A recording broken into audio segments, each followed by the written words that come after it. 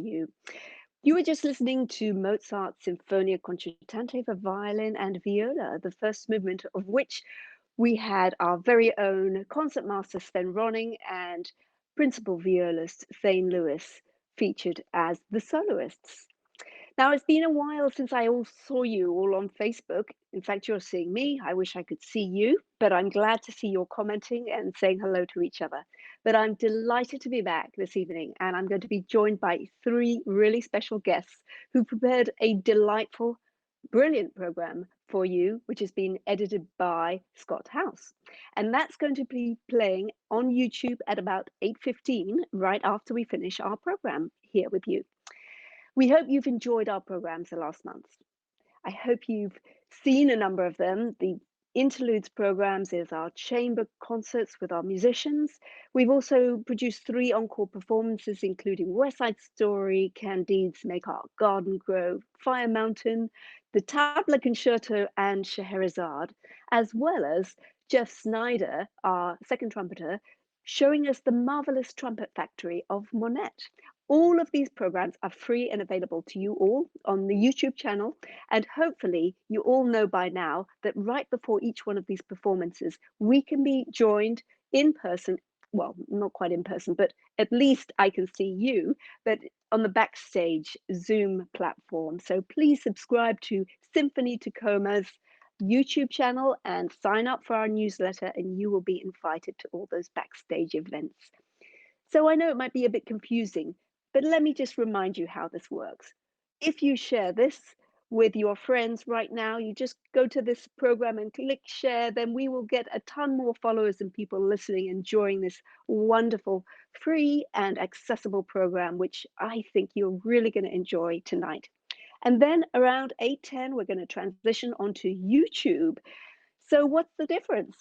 Well, with this, we're able to bring a multiple guests in from multiple places, and using the BeLive app, we're able to connect us all on Facebook. And later on YouTube, there'll be something that we have specially prepared for you, and that will be featured live. But then all of these things will be rebroadcast later on YouTube. They will stay up for a while. Hopefully, this is making sense. You can tell us if not.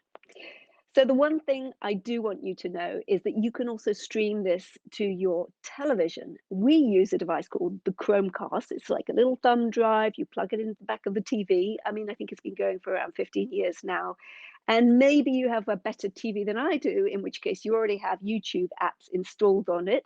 And you can use your phone to also send messages back and forth. Oh my goodness, there we are. Anyway, we are going to be sending out a little survey to you. Please fill it in and let us know about these programs. What are we doing right? What do we need to do different? And we'll also be sending some instructions for you so that you know how to watch this on your TV, in case you don't already. So, without much ado, I want to welcome our wonderful guests, Thane Lewis, the principal viola of Symphony Tacoma, and Gwendolyn. Please join us. She's our associate concertmaster. And let's bring them on, Susan, backstage. Hi, Thane and Gwen. Hi. Hi, Sarah. Hi, Gwen. Hi. All right. Great to have you with us. Thanks. Yeah, Thank you. it's great to see you again. Tell us how you're doing and what are you doing these days? Yeah, Gwen, what are you doing? Well, I am taking this time to rediscover playing solo violin music. Something I'm not that I. hearing Gwen right now, Oh so shoot! Can you hear I me, don't know Thane? if our fellows are. Okay. I can hear you. You I can can. hear you. Yeah. All right. Oh, that's good.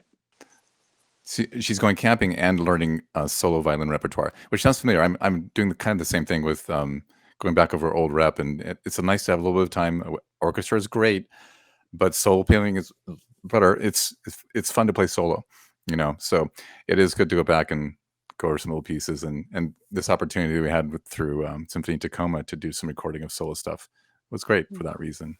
But yeah, I miss symphony playing, I guess. But it's nice also to have a little bit of a break from it. Yeah. Yeah. So I guess people can hear me, so that's good. I feel. okay. Yeah. Okay. Should I just relay everything to the maestro? Is that how I should do this? Shoot, Well, how I don't about know. we listen to the opening of this program, because it's really Okay. great to see you tell the story of the backstage, and we'll sort of introduce this evening's YouTube by going backstage right now and seeing how you Okay. managed to record this. Great. Friends of the Symphony Tacoma. I thought I would put together a quick video to give you some context for what I do. And in my life, I'm Thane Lewis. I played with the Tacoma Symphony for 20 years. I started in 1999. This will be my 21st season of being the principal violist for the Tacoma Symphony. Thursday morning, and I have my cup of Symphony Tacoma coffee, and I'm going to take you out to where I do some of my work. This is our piano room. This is where my wife teaches. Everything is done through microphones these days. So I'll take you down to where I do my class teaching, because I do supplement my income with teaching in a private school. So, you know, they say about musician, well, the difference between a pizza and a musician. The pizza can feed a family of 4. It's a very sad joke, but it's somewhat true. So here I am in my little studio that I use for teaching. This is the COVID era classroom, basically, right? So one computer takes care of that monitor. These computers over here do various things for me. Microphones, these are Samson CO2s, $140 pair, so they're not terribly expensive. They're not terribly wonderful sounding, but they're okay, you know. Condenser mics. 2 cameras. This is a little camera. This is AIDA. It's an AIDA camera. This is a Q2N 4K camera by Zoom. So those are the things I'm using for today. It's a little bit low tech. It's not, you know, super fantastic equipment, but it's going to be functional for my classes. And I think what I'll do is get warmed up on my viola and then give you a little bit of morning music. There you have it. I want you to know, as you watch this, that the painting behind me is a Dale Strickland original. Now, Dale Strickland was under Ed Safarian, one of the percussionists in the TSO at the time. And he's also my father-in-law, who taught at Stadium High School for many years. Stadium High School? I think Stadium. Which one? Yeah, I think it's Stadium. Anyway, Wilson High School. Wilson. And he, percussionist and a jazz percussionist also. Thane, somebody says you need to clean your closet. I can hear you. Great. Is that my mother? I think my mother's here, or my sister's here too. Matt Linden. Hi, Matt. Oh, I'm just going to say to my mother, apologies for the hair. I didn't have time to fix the hair because I was thinking about so many things during this. Okay. Go ahead, let's see. I don't know if Gwen is back there, Susan, but because I couldn't hear her earlier, it would be great to see if we can say hello to Gwen one more time. There she is. Gwen. Can you hear me now? I can. Yeah, I'll translate. No. Oh, shoot. Yeah. Well. Yeah. Do you want me to? Do you want her welcome, to? Gwen. Yeah, just tell us one of your most interesting, favorite, or rare special moments from Symphony Tacoma in the past. Well, I don't know if Thane's already stolen this from me. I think my favorite time was the Vadim Glucksmann concert and the Brahms Violin Concerto, and talking to him afterwards a little bit about just playing, especially in the first movement in the theme, one of the early themes, there's a series of really hard to reach double stops that are tense, and just talking to him like, how on earth do you hit those? And, you know, and trying to like get a little piece of knowledge from one of the great masters. And I think basically he said, just close your eyes and hope for the best. So Yeah, he was great. He was very personal and amazing player, right? And then I had the same experience. I walked up and said, so, you know, notice you're kind of using a non shoulder rest. And so we talked shoulder rests and non-shoulder rests with him. And he was very fun to talk to. Yeah, that was great. I also enjoyed it. Yeah. If you missed that performance with Vadim, it is up online still. In fact, it's one of our broadcasts, so we can't wait to have him back someday. What an awesome violinist! Yeah. You started as a violinist, Thane, didn't you? It's true. I hate to admit it, and I apologize to any violists out there. But yes, up through my master's degree, actually, on violin. So I So, learned guys, you have viola from 3 YouTube. violinists here. Yeah, you can learn anything from YouTube. It's amazing. So, but yeah, I think I had a lot of teachers on viola. They were just many. There are many teachers for me for viola, but one or two main teachers for violin. So, it's a lot I of was it is always envious of the transferable. violists. What's that? I was always envious of the violists because they get to play all the juicy harmonies we all know. The The violins problem with get all playing the tricky viola, stuff you have to practice for. yeah, the problem with playing viola, especially in an orchestra, especially as principal violist, is that the solos are short and nasty. Right? They're often like 2 bars long, and you have to. It's hard to gear up for a solo and then have it be over so fast. You can't So really true. settle it Yeah. into it. So, and then like Gwen, she plays. Didn't you play Scheherazade or something recently? So Once. Yeah. yeah, this long, gorgeous, and you can if you make a mistake, you can kind of make up for it later. People forget. So, but yeah, it's good to be violist. It's fun to be violist Yeah. in this when you're sitting in the center of the orchestra because then you're surrounded by the whole thing. It's very cool. But Yes, I'm yeah, interested to know if people have any response to the fact that we shifted the violas from the middle to the outside, and you I know. have a response. I'm often looking at your baton from behind, and it's Mhm, because mhm. sometimes we're almost I'm so far out to the side that it's hard to see sometimes. But that's we can work that out later. But yeah, Okay, Zane, I'm sure you've got some better jokes about conductors than that. Come on, we don't want to I'll see you save from that. behind. Have you got any good jokes about conductors Would you like to hear? I or mean, you want? violists for I that told it. matter? By the way, that was we already saw the violist telling a joke, which is not a viola joke. That's just a violist telling a joke. So, but a violist joke. I told the maestro that I was going to give a viola joke that involved conductors. Right. So this violist is driving home, and is met at the edge of the cul-de-sac by a neighbor who says, "Oh my God, you're I hate to tell you this, but the conductor came to your house, and she killed the dog and burned the house down, and ran off with your husband." And the violist said, "The conductor came to my house?"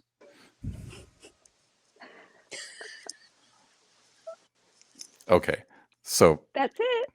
that's it. That's my viola joke with the Very conductor in it. funny. Yeah. Very funny. Well, that's different because somebody else here says, Joe Gustafson, so you're such a whiner, Thane. What do you Joe. have to say to Joe?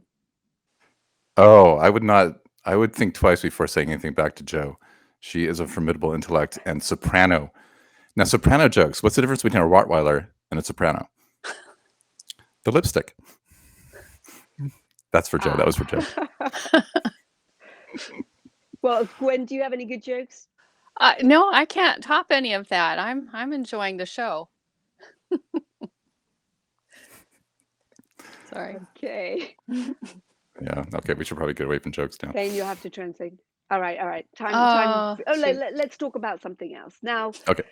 Thane, we all know you're a great viola player and violinist, but do people know that you write books? I mean, I have your latest book here, Fiddling with Life, which you wrote with Stephen Starrick. It's extraordinary. Guys, you must get a copy of this book, not because Thane is on commission, because it's an amazing book. If you want to get a bit of insight about politics, philosophy, history, music industry, and the world. This is you're going to cover a lot of ground, and it's pretty. Yeah. I mean, amazingly well written. Tell us about it from your Part. perspective. Yeah. Partly the reason I covered so much ground is that Stark was involved with political issues. So that part of the reason he wrote the book was to kind of, I don't know, to go over that a little bit with the world. So he was involved with McCarthy era problems, trying to cross the border with the Tacoma, the TSO, the other one, the Toronto Symphony Orchestra, to go to Chicago for a concert. And because of his Ukrainian name, the border officials would not let him cross. So he was on the bus, and then he and 5 others were, I believe that's the case. 5 others were asked to stay behind, and the symphony didn't back them up. So he had a bit of a chip on his shoulder about that for a long time. He ended up leaving the country, leaving Toronto, and going to London. and he met Sir Thomas Beecham, played for him in a practice room, and was hired at age 24 as Beecham's concertmaster. And he was a hotshot, of course, a young prodigy type. Although he didn't have the development of a prodigy so much, I think, because he grew up poor and didn't have much, but he went through the orchestral route. So anyway, Beecham liked him for about 4 or 5 years, and they parted ways, and he continued on to a very international career. He went to Concertgebouw in Amsterdam under Haitink and played the Tchaikovsky concerto there. Stayed there for about 5 years. I think his career consists of 5-year chunks. He moved every 5 years or so.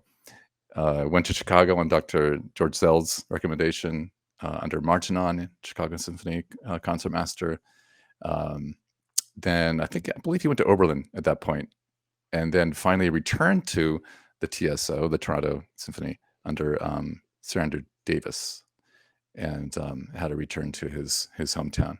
So quite a remarkable career before he came to Seattle, which is where I met him in Seattle at the University of Washington. We were really lucky to have him. We had Peter Erosh, who was also from the Concertgebouw, and we had Starek, and we had Starek's former teacher or mentor, Oskar Shimsky. His son, Eric Shimsky, was there at the University of Washington. Amazing. Actually, there have been a lot of really good violists at the UW. Paul Coletti was there. And Donald McInnes, has taught a number of my colleagues here in Seattle. So he was there. And his viola, by the way, is the one that I play. McInnes had the viola that I now have.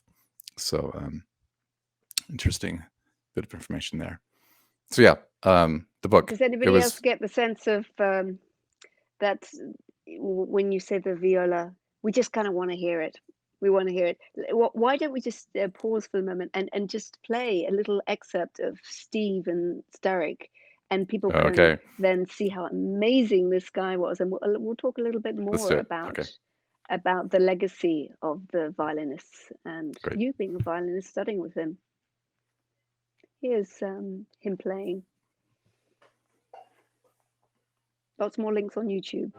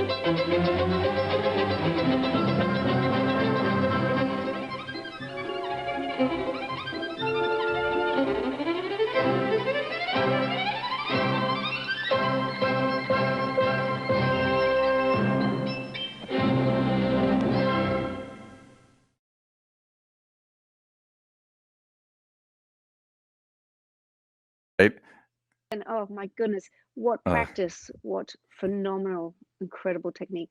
yeah, that's typical of all of his playing, right? Flawless, technical, just like it looks easy, it looks like it's all in control. For Savand out there and any other violinists out there, or violas, that I love this video because he does the collé thing. A lot of it, it's a little finger motion collé stuff. Yeah, right. Yep. Very efficient. That was totally him. And he would have us do those exercises. Well, collé, the part of his daily dozen was to do those collé things. And I Yeah. see that Sven has invited me to do a violin viola joke. So, what's the difference? People think that the violin and the viola, are kind of this different in some way, but they're not. They're really the same. It's just that they look like one's bigger than the other, but really just the violin's head is bigger, which makes the viola. Okay, never mind. Good one. He Good invited one. it. He's not here to Yeah. answer for himself. No, Okay, let's that's just a good thing. remind people what the Strad magazine, which is one of the most incredible magazines for violins out there, said about Stephen Starrick. He said, apart from having more than established his credentials as a virtuoso of the highest rank, nevertheless, he was a violinist who is constantly being discovered and awestruck by reviewers. That's what it says. Constantly Remains rediscovered. incredible. Yeah. Yeah. Yeah, that was his And frustration. what a life he had. I mean, what a life. Tell us a little bit about his personality and why he might have fallen through the cracks. I mean, many people don't know who he is, Well, he's but not. they should.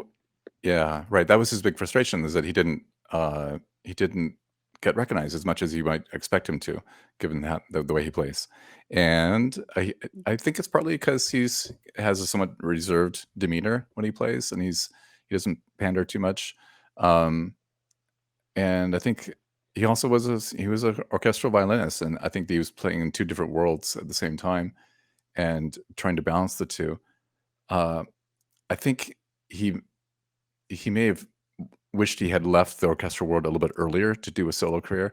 And I think he made a couple forays into that, and there were recording contracts, and there was a complication of things. It's difficult, of course, to break into that world, especially when you have Heifetz and Elman and Milstein and all those people, Francis Scotti, playing at about the same time that he was trying to break into it. I think he was in a particularly wealthy time period for great violin players.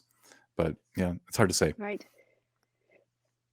Let's just look at the legacy of the violin playing, how it's been passed on, and that's one of the things that you actually draw upon in tonight's program at 8:15.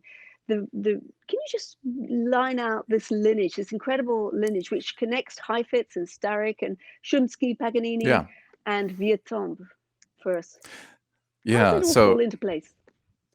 well, I think definitely things get passed along, of course, and that's so true in violin playing and viola playing, that you can have. It's in a way it's an oral tradition. You're passing it down one person to the next person, in more than reading it in a book. So it's pretty much it's important. So you have Auer, who was a teacher of Heifetz, was also the teacher of Oskar Shumsky, who was a mentor. I don't know if Starrick officially took lessons with Shumsky, but he was a mentor to Starrick. So that's the connection to from Auer down to Starrick. And Heifetz, who he's often compared to. On the program is Paganini and Vieuxtemps. So Paganini was older. Vieuxtemps was a young boy when Paganini first heard him, and they passed. I'm not sure how much they had contact with each other, but they knew of each other and heard each other play. And Vieuxtemps was the teacher of Isaïe. So and downwards, I'm trying to remember. I think Francis Scotti had a connection to that somehow. Maybe Sven knows, can put in the chat. But yeah, definitely connections all over the place. Stylistically, The amazing thing, I think, is that we're so used to things being passed down as musicians through lessons, and now we've got the internet, and the way that the word can spread is just so much greater. And the fact that we can be here tonight, we can share this history and show a recording of something that might have otherwise died, unless you read this book, of course. So can we also just see, is we have another special guest, and I just want to make sure we have a chance to say hello to her. Could you please introduce your wife? I would be delighted, and tell her the connection we have for this. Thank you. Okay, here she is. This is Dr. Lisa Lewis, Thane's wife, who is also featured on this recording this evening as a wonderful, wonderful pianist, guest artist. In fact, the piano parts are harder than the violin parts. viola parts. Yes. Oh. Good evening, Maestra. Lovely to see you. Lovely to see you, and thank you so much for being part of this evening. If it were just Thane and Gwen, it would be lovely, but how fortunate he is to be married to such a talented musician as yourself. And I've really enjoyed watching this recording come to light tonight. What was it like? Do you want to tell us anything special about this? The recording was brand since COVID. We've learned a lot of new skills, and so we did a lot of new things involving cameras and microphones and setup. So that was exciting. We've obviously been playing together for some time, so we always enjoy that. And it was nice to have some extra downtime to do that. Sometimes we need an excuse to play beautiful things together. Did you meet through music? We met at the University of Washington. Yes. Over a harpsichord. Music is a beautiful place to fall in love over. Yeah. Many of us have done that. I think. Let's play that recording. So we're going to see this really cute scene that's featured in the movie. We're going to play a little bit of a special moment where they talk about Rebecca Clark. It's a very exciting piece by an important composer. So they're going to introduce this, and you'll see this later on YouTube.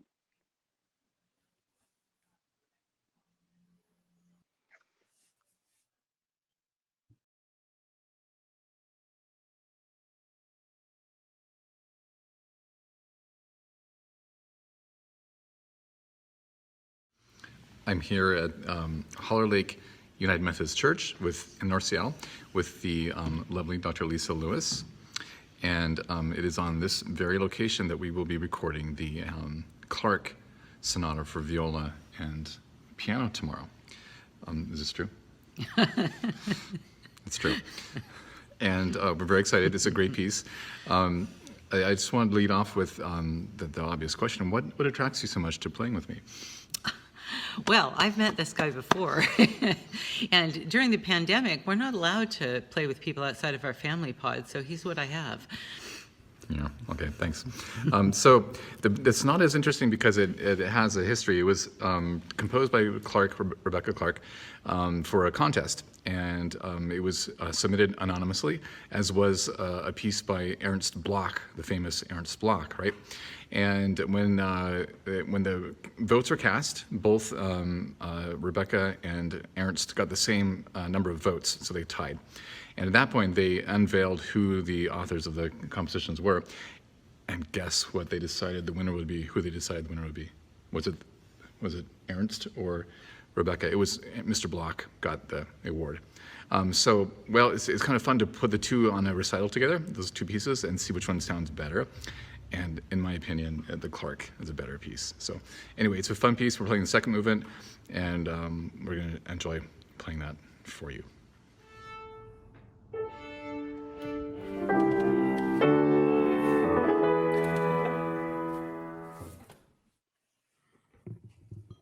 She's always hamming it up. Lovely.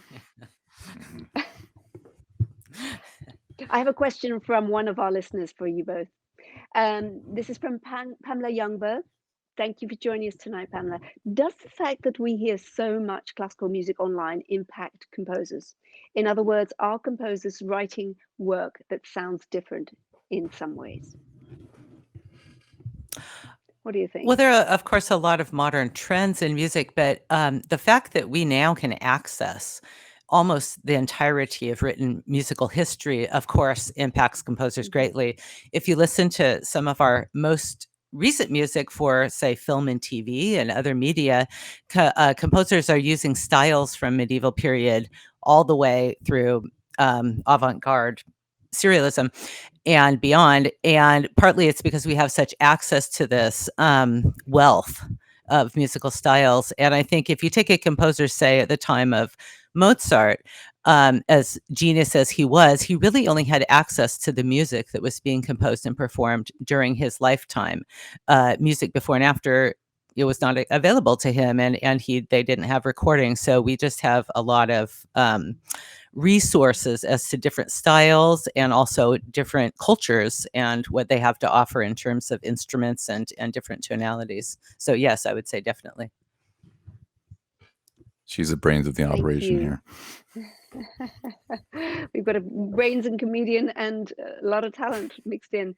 I would love to bring Gwen on and just have this conversation about teaching, because it's extremely difficult to teach during this times. And I know that Thane, you do a lot of teaching as well, and you're doing some extraordinary techniques with your classes.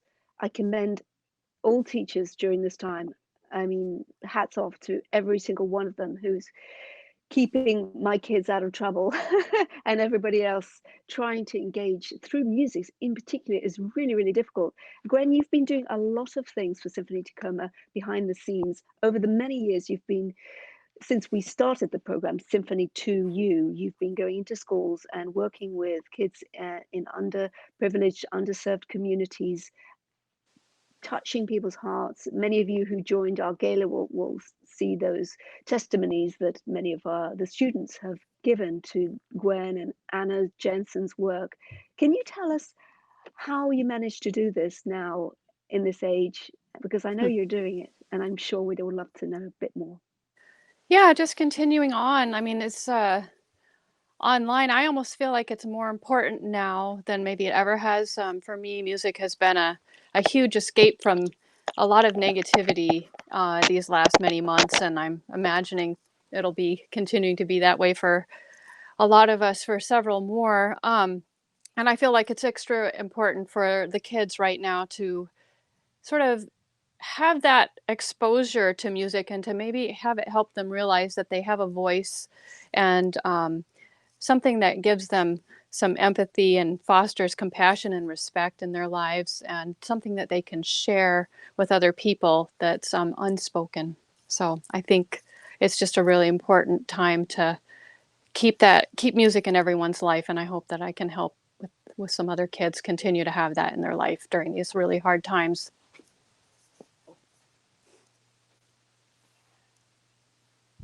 Now, can you?